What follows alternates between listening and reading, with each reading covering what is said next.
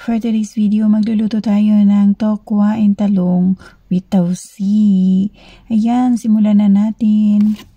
After natin i-slice yung tokwa, ilagay natin sa isang plato at punasan natin gamit ang tissue paper. Para lang naman hindi matalansik yan mamaya pag ipiprito natin. Kasi mahirap na, talansikan na naman tayo ng mantika. So ayan, isasalang na natin. Huwag na natin asinan yan kasi mamaya magiging maalat din yan pag nilagyan na natin yung tausi.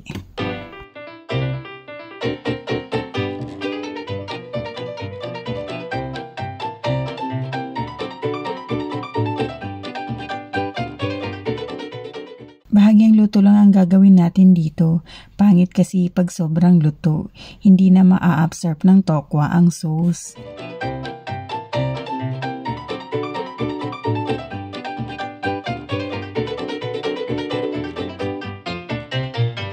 Ilalagay na rin natin yung talong. Ayan na natin sila dyan. Hindi naman yan sila mag-aaway kasi parehas lang naman sila piniprito. Ang talong na yan, lulutuin natin ng bongga para mamaya i-absorb niya rin yung sauce na gagawin natin.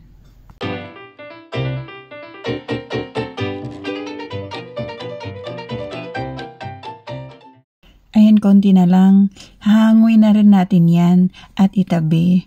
At syempre, huwag natin papakin. Baka wala na tayong mailuluto mamaya. Aminin, ginagawa nyo rin yan. Pinapapak nyo yung tokwa. At dyan na rin natin igigisa. Syempre, uunahin natin ang bawang. Depende na yun sa inyo kung anong gusto nyo unahin. Basta ang importante, magigisa yan.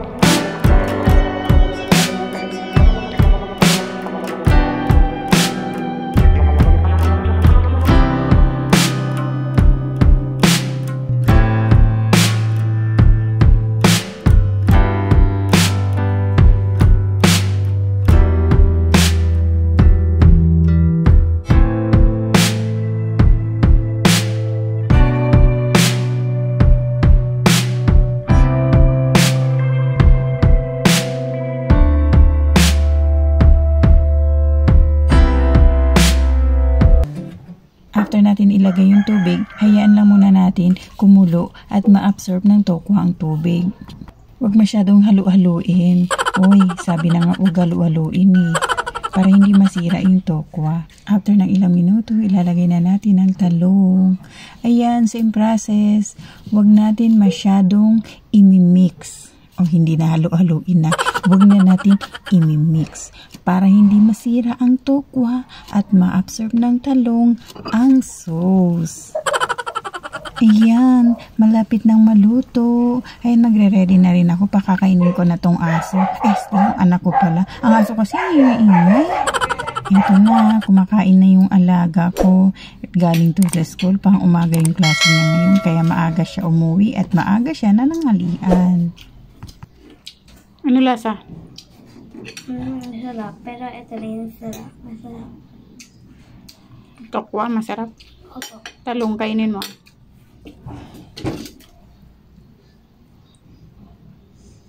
Ano pa? Mainit. Opo. Sobrang ingat.